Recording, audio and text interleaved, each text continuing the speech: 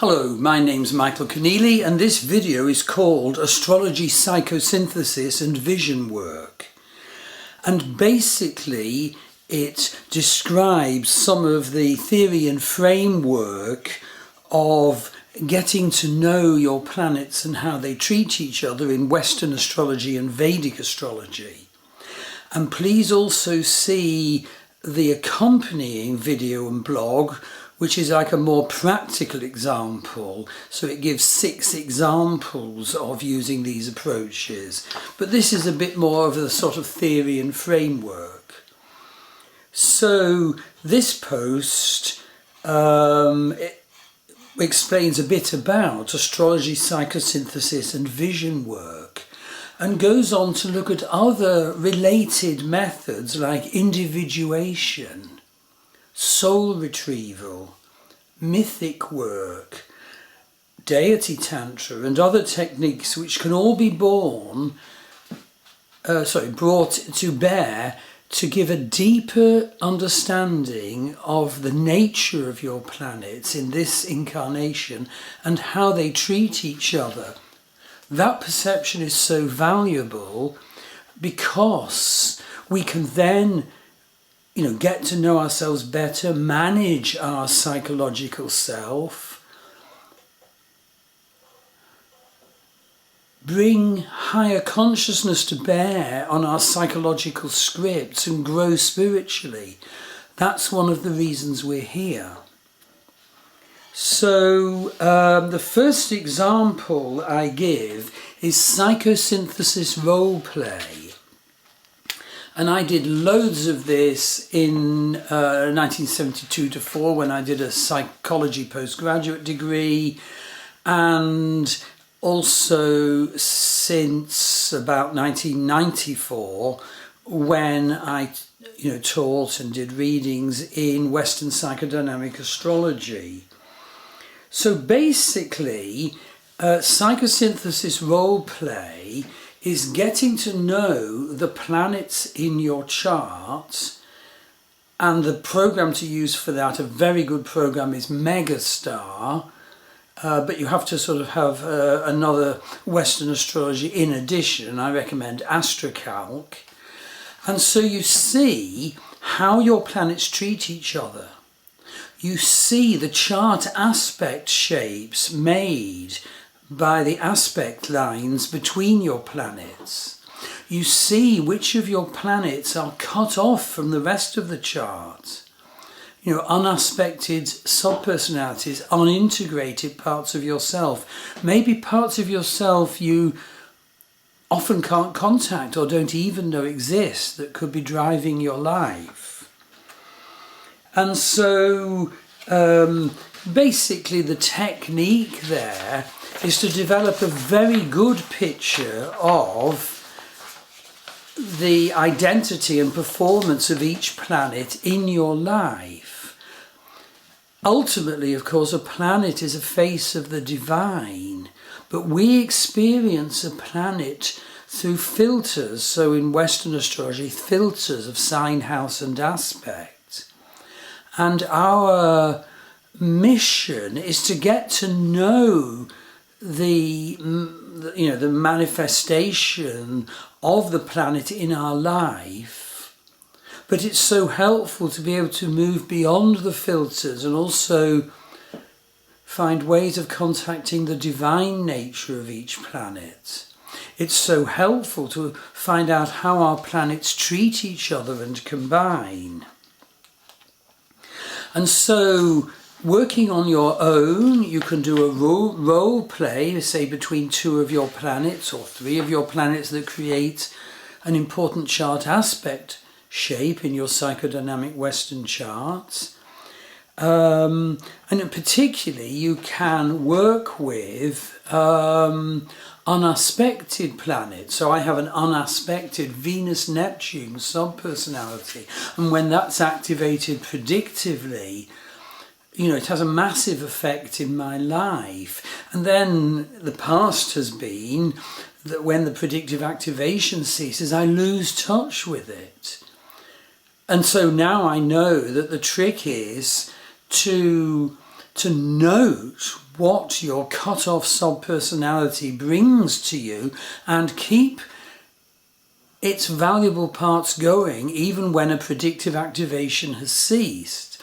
And then, of course, you need to look into Vedic astrology as well to see how your planets treat each other. And, I mention in the sister blog to this, the 6 examples, look at how, for example, Saturn treats your Venus, which can be very different to the way Venus treats your Saturn, for example. What a message that is for lessons in love. So I've just tried to briefly mention psychosynthesis roleplay using both Western psychodynamic astrology and also Vedic astrology. And this is a method I always use in my astrology readings and my teaching on my online courses. And the whole goal of it is wholeness, management of your egoic personality under knowledge and with will, raising of your consciousness through this work. So a next method I'd mention is soul retrieval. So I have quite a long shamanic background, and one of the shamanic healing methods is soul retrieval. And basically, if for example, you can be alerted by your astrology chart to a planet that is harmed or cut off, conjunct Chiron, for example, Pushkara in Vedic astrology, deeply fallen in Vedic astrology, in a difficult nakshatra in Vedic astrology, any of that. And you can realize that, in fact, part of your personality was cut off, often by a traumatic experience earlier in your life. And so one can shamanically journey back to the you that was split off from the rest of you by difficult experience, either a protracted one or a sudden awful one, and you don't know it's there often. And so basically you travel back to the you aged whatever it was, see that split off part of you, that little being maybe, aged 9 or 18 or something, make contact, get to know that person. They could be in a very angry, upset, deeply wounded state. And they could have great power in your life as well, directing your life in a way you didn't know was happening, harming your full embodiment because you didn't know part of you was split off. And so you journey back shamanically, meet that part, and over several journeys, being kind, integrate that split off part so that you stand fuller and more real and more embodied after a shamanic soul retrieval exercise. Another part, another method that I very much love is called Deity Tantra. And this is meeting the divine face of a planet. And so, for example, if there's a problem with a planet in your birth chart, say you have a very weak Jupiter or Mars conjunct Chiron or something, you can develop the clear appearance of a deity regularly, say daily, relate to that deity. So you might put a picture on the wall, light a candle each morning, and speak utterly truth from your heart about how you're doing, about the principles that planetary deity radiates and offers. However it might be that you actually receive what is offered. And in fact, I learned these techniques because from 1998 for 5 years, I did a 5-year field study of spiritual forms new to the modern West. The method was ethnography, where you have to live in the communities you study. So it was a university-based study. And the methods rather the spiritual areas I studied were Hinduism, Buddhism, paganism, shamanism, and utopian community. And of course, Hinduism and Buddhism particularly have what might be called Deity Tantra, particularly Tibetan Buddhism, for example. And so I learned how people on, for example, the Tibetan Buddhist course would meet Avalokiteshvara, the god of universal compassion, in his Pure Land, would develop that clear perception, that clear vision connection. And more than that, could go into arise as deity, be, not Michael, but be Avalokiteshvara, and head out into the city as the embodiment of universal compassion. So that's an example of Deity Tantra. But obviously there are many more. In Hinduism, I went to the most wonderful ashram in South Wales, and there were 3 temples there. The one at the top of the little hill farm was to Kali. And I remember vividly 5 Mahabhishekam pujas before the image, the Murti of Kali, goddess of death and destruction and rebirth.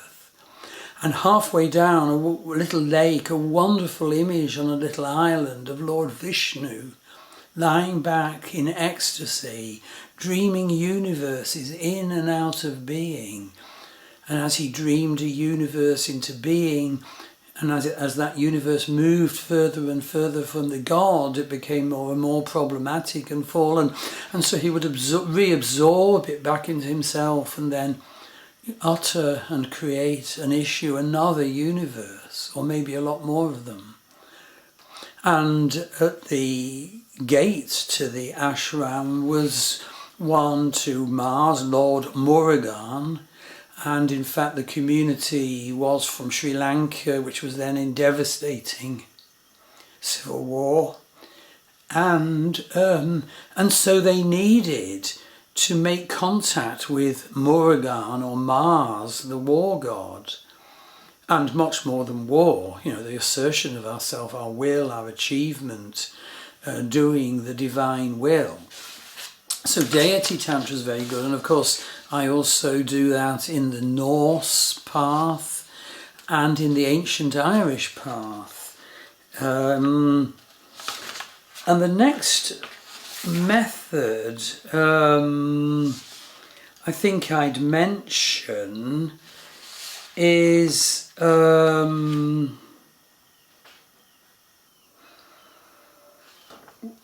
blog is a bit longer than this, but for example I gained a lot because I sort of left home around 17 and went to live in a spiritual community in Glastonbury in England. By sheer chance, I had other plans and they came to nothing in a gap year before I went up to Oxford University. And by sheer chance I ended up there. And there I met Gareth Knight and Geoffrey Ash, who taught me the Arthurian path. And then weirdly, in Oxford University, the compulsory options I ended up with, I never thought I would, didn't know what they were. Well, for example, I had Christopher Tolkien as my tutor, the son of J.R.R.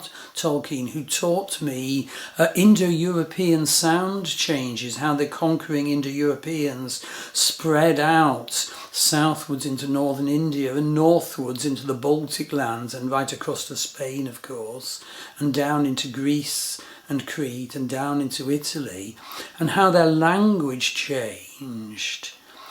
But of course, with his fathering that he had, I learned so much of the Norse spirituality and the Norse deities, as well as having to study Old Norse, and I also had to study Anglo-Saxon, although I wasn't quite so keen on the Anglo-Saxon mentality.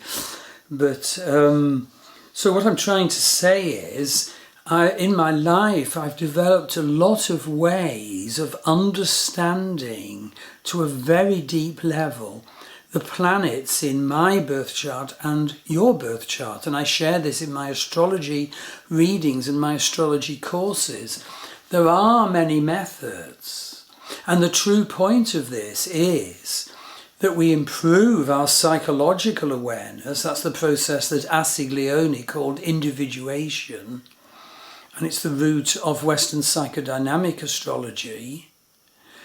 That we improve our psychological awareness. But of course, we have to then maybe heal damage done that's indicated so clearly in our chart. We have to find empowerment methods. And in this process, from astrology and the methods of getting to know your planets and healing them that I've mentioned, you raise your consciousness so that you can manage your psychology, but in connection to the divine consciousness. So I hope this has been helpful. It's, as it were, a more theoretical take on the sister blog that I'm publishing at this same time, which gives 6 concrete examples looking at a particular birth chart, how analytic techniques can be used in psychodynamic Western astrology and Vedic astrology. But of course, what's the point of that if you don't go beyond it to develop psychological awareness, to heal and empower, and indeed to raise your consciousness? So it'd be great to work with you, and I look forward to hearing from you. Thank you.